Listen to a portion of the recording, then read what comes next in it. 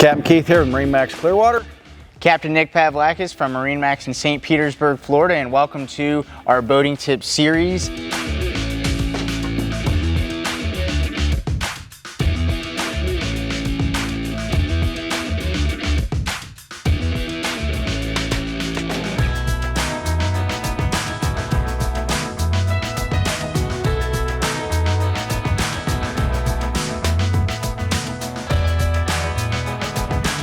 Here you notice on the back of this Sea Ray, we have 3 Mercury Marine outboards, and it's not uncommon nowadays to see 2, 3, 4. Down in Miami, we saw boats with even 5 engines on them. A good question that we get all the time are, hey, why so many engines on the back of these boats?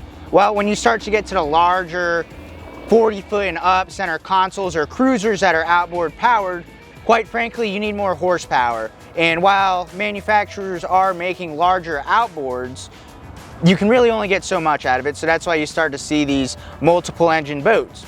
That doesn't necessarily mean it's going to be going 100 miles an hour, but you also don't want to be underpowered, especially when you're pushing these heavy boats through the water and you want to have enough horsepower to get out of your own way.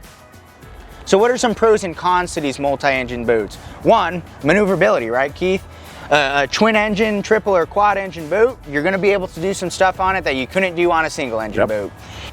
With the twins, the trips, the quads, how you go about stuff is just done a little bit differently. So in the other videos that you've seen we've done before, with a single outboard, it's all shift and turn, right? Because it's like 6 revolutions on that steering wheel to go around. Once you get to the twins, the trips, if you got a joystick, then it's just in the palm of your hand. The easy use is phenomenal. If you go back or your engines are straight like this, and some people are sticklers, they just want to use the sticks and the throttles, and you still absolutely can do that.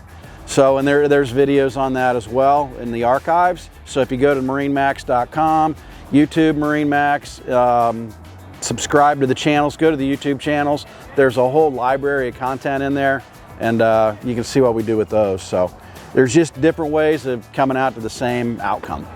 And let's talk about maintenance really quick too. The more engines that you have on the back of your boat, the more engines you're going to be maintaining. So that's just one of those costs to factor in. Hey, single engine outboard, you're paying for 1 annual service.